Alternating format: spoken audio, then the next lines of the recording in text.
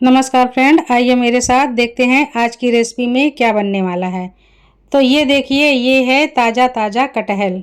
आप देख सकते हैं इसके डंडी में अभी भी दूध निकल रहा है। ये बिल्कुल फ्रेश है। तो आज मैं बनाऊंगी कटहल का बहुत बढ़िया कबाब, गिलौटी कबाब। तो फ्रेंड बने रहिए मेरे साथ। आज मैं कबाब के साथ कबाब का मसाला भी बना करके आपको बताऊंगी। सबसे पहले मैं कटहल को कट कर लेती हूँ। तो कटहल में एक चिपचिपापन होता है, इसके लिए चाकू को पहले हमने तेल से ग्रीस कर लिया, उसके बाद में ही कट किया। आप देख सकते हैं कितना बढ़िया मुलायम सा कटहल है। इसमें अभी बीज बड़े नहीं हुए हैं। आधे कटहल को मैंने साइड में रख दिया है। अब इस आधे कटहल को हमें काटना है। ये कटहल वज़न में 3 किलो का था। आधा कटहल मतलब 1.5 किलो का कटहल है। अब इसमें कुछ छिलके निकल जाएंगे तो 1 किलो से कुछ ज़्यादा कटहल कट के तैयार हो जाएगा। तो यहाँ पर मैंने छोटे छोटे पीस कर लिए हैं इस तरह से, और घर में ही आराम से ये कट गया है। काफ़ी सॉफ्ट कटहल है। कटहल का जितना भाग हमें यूज़ नहीं करना है उसमें हमने नींबू का रस निचोड़ दिया है, जिससे कटहल का कलर लाल ना पड़े।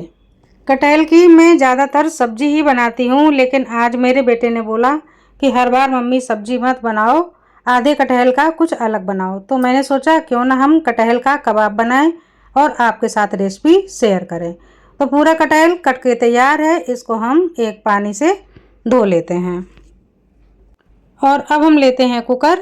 धो करके कटहल के टुकड़ों को हमने कुकर में डाल दिया है। और ये हैं 4 मीडियम साइज के आलू। इनको भी हमने धो लिया है और कटहल के साथ ही डाल दिया है। बाइंडिंग के लिए आलू हमने डाले हैं। तो ये देखिए इतना पानी हमने डाला है जैसे कि आलू उबालते हैं, बस बराबर बराबर रखा है। अब हम गैस पर चढ़ा देते हैं। 3 से 4 सीटी लगा लेंगे। और जब तक हमारा कटहल उबल रहा है तब तक हम कुछ मसाले तैयार करते हैं। जैसे कि हम प्याज काट करके तैयार कर लेते हैं, लहसुन छील करके तैयार कर लेते हैं, और अदरक का टुकड़ा भी छील करके तैयार कर लेते हैं। तो प्याज लहसुन को भी हमने धो करके निकाल लिया है। अब हम प्याज को रफली कट कर लेते हैं। तो कुछ इस तरह से हमने मोटा मोटा काट लिया है। लहसुन के भी छोटे छोटे टुकड़े कर लिए हैं। और अदरक को भी हमने 1 इंच तक साफ करके धो करके कट करके तैयार कर लिया है। ये तीनों चीज़ें तैयार हैं। अब हम इन्हें चॉपर में डालते हैं, जिससे कि ये बिल्कुल बारीक हो सके। तो आज मैं बना रही हूँ गिलौटी कबाब, मतलब कि मुंह में घुल घुल जाने वाला कबाब। तो उसके लिए हमें तैयारी भी ऐसी ही करनी है कि कबाब मुंह में जाते ही घुल जाए।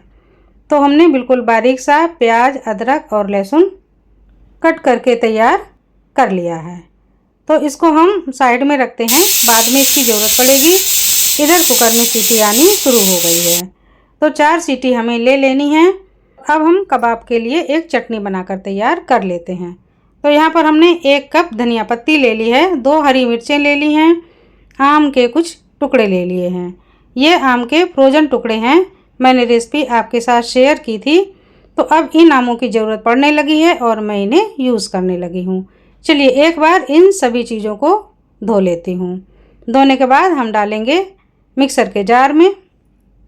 और यहाँ पर हमने धनिया के साथ पुदीना नहीं डाला है। ये पीस करके मैंने पुदीना डीप फ्रीजर में रख दिया था।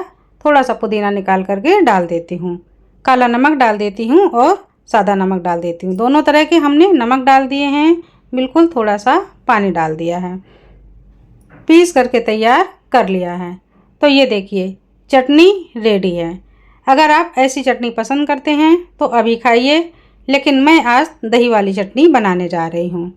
तो दही वाली चटनी कबाब के साथ बहुत अच्छी लगती है। 2 चम्मच हमने गाढ़ा दही डाल दिया और फिर से थोड़ा सा मिक्सी को चला लिया। और ये देखिए चटनी बन करके तैयार हो गई है। अब ये चटनी हम रखते हैं फ्रिज में। कुकर में 4 सीटी आ चुकी हैं। कटहल और आलू पक चुके हैं। चलिए खोल करके आपको दिखाते हैं। तो ये देखिए अभी हम इनको पलट लेते हैं। ये बहुत अच्छे पके हैं और ये जो आलू हैं इनमें क्रैक आ गया है। पूरी तरह से ये कुक हो चुके हैं।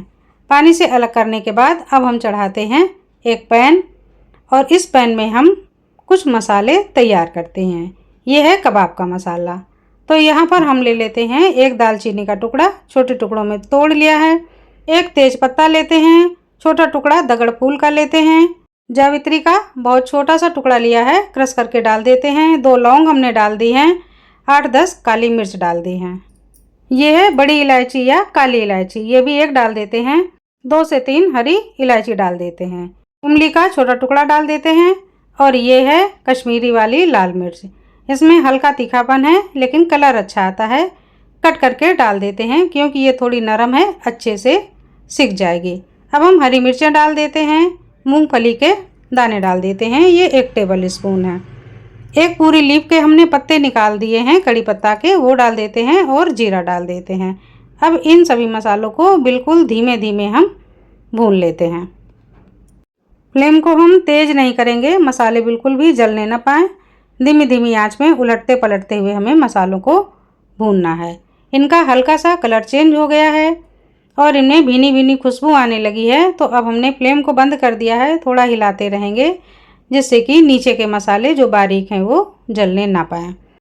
जब तक मसाले ठंडे हो रहे हैं तब तक हम कबाब का कटहल बना करके तैयार कर लेते हैं। तो हमने जो 4 छोटे छोटे आलू लिए थे, इनका हम छिलका निकाल लेते हैं। छिलका निकालने के बाद हम इन्हें मसल लेंगे या तो किसी बर्तन की सहायता से मैश कर लेंगे। तो ये अभी थोड़े से गर्म हैं, मैंने कटोरी की सहायता से मैश कर लिया है। अब हम कटहल को भी इसी तरह से मसल करके तैयार कर लेते हैं। तो कटहल में जो कोया होते हैं, जिनको हम कोया कहते हैं या बीज कहते हैं, इसकी जो ऊपरी परत होती है कभी कभी ये हार्ड हो जाती है, थोड़ी प्लास्टिक जैसी लगती है, इसको निकाल लेते हैं। तो जहाँ जहाँ अगर आपको लगे कि ये परत हमको मिल गई है तो उसको तुरंत निकाल लें और बाकी का जो पार्ट है इसको हमें अच्छी तरह से मैश करना है, बहुत अच्छे से मैश करना है। तो जितना अभी हाथों से हो जाए उतना आप मैश कर लीजिए। मैंने यहाँ कटोरी की सहायता से कटहल को मैश कर लिया है, लेकिन कटहल का हमको बिल्कुल बारीक पेस्ट सा बनाना है। तो हम अब फिर से मिक्सर के जार में डाल देते हैं। अभी पानी वगैरह कुछ नहीं डालेंगे, ज़रूरत पड़ेगी तो बाद में थोड़ा सा 1 चम्मच पानी डालेंगे। पीसने के बाद इस तरह का पेस्ट बन करके तैयार हो जाएगा। तो जब तक इतना बारीक पेस्ट ना बने तब तक आप पीसते रहिए और अगर लगे कि ये सूखा सूखा सा है तो 1 चम्मच पानी डाल दीजिए। तो ये बिल्कुल परफेक्ट पिसा है, इसको हम निकाल लेते हैं। और दूसरा जो कटहल का भाग बचा है इसको भी हम इसी तरह से पेस्ट बना करके तैयार कर लेते हैं। और ये जो आलू हैं अभी हमें इनमें थोड़ा सा दरदरापन लग रहा है, तो इनको हम थोड़ा सा और मसल लेते हैं, या तो कद्दूकस भी कर सकते हैं, उससे भी पूरी तरह से आलू मैश हो जाते हैं। और अब हम दोनों चीज़ों को बहुत अच्छे से मिला लेते हैं। तो आप देखिए कितना स्मूथ डो बन करके तैयार हुआ है। तो टेक्सचर कुछ ऐसा ही चाहिए, आप देख सकते हैं बिल्कुल परफेक्ट टेक्सचर है। इसको हम साइड में रखते हैं, ये तैयार हो गया है। अब ये जो मसाला है ये भी पूरी तरह से ठंडा हो गया है। ये हमने कड़ी पत्ते को हाथ से दबाया तो ये टूट रहे हैं। तो इन मसालों को भी हम पीस करके तैयार कर लेते हैं। खड़े ताज़े मसालों से बना खुशबूदार कबाब मसाला बन करके तैयार है। एक बर्तन में निकाल लेते हैं। और ये जो मसाला है ये पूरा इतने कटहल में यूज़ हो जाएगा। चलिए इन दोनों को साइड में रखते हैं। अब हम कढ़ाई चढ़ाते हैं और अब हम कबाब का मसाला बना करके तैयार कर लेते हैं। तो यहाँ पर हमने 3 टेबल स्पून तेल डाल लिया है। बारीक कटे हुए जो प्याज थे इनको डाल दिया और अब हम भूनना शुरू करते हैं। यहाँ पर हमने सरसों के तेल का यूज़ किया है। थोड़ा सा प्याज जैसे ही भुन जाएगा वैसे ही हम डाल देंगे 2 चम्मच बेसन। बेसन से बाइंडिंग अच्छी आएगी और ये चिपकेंगे भी नहीं। बेसन को हल्का सा खुशबू आने तक भून लेते हैं। अब हम डालते हैं सूखे मसाले। तो आधा चम्मच हल्दी पाउडर, लाल मिर्च पाउडर, धनिया पाउडर हमने डाल दिया है। और ये जो हमने कबाब मसाला बनाया था 1 चम्मच छोड़ लिया है और बाकी का सारा मसाला हमने प्याज के साथ डाल दिया है। अब ये जो कटहल और आलू का पेस्ट है इसको भी हम इसी मसाले में डाल देते हैं और अब हम भूनना शुरू करते हैं। भूनते भूनते 5 से 6 मिनट लग जाएंगे। भारी तले के कढ़ाई में आप ये काम करें क्योंकि कटहल स्टिकी होता है, ये नीचे चिपकने लगता है। तो इस तरह से आप चलाते हुए फैलाते हुए भूनते रहें जब तक कि कटहल आटे के डो की तरह ना हो जाए। तो अब हम डाल देते हैं नमक। थोड़ा नमक हमने सादा वाला डाला है और थोड़ा नमक हमने काला डाला है। काला और सादा दोनों नमक से खुशबू अच्छी आती है। फ्लेम को हमने मीडियम रखा है और भूनते भूनते ये काफ़ी थिक हो गया है। आप देख सकते हैं ये आटे के डो के समान होने लगा है।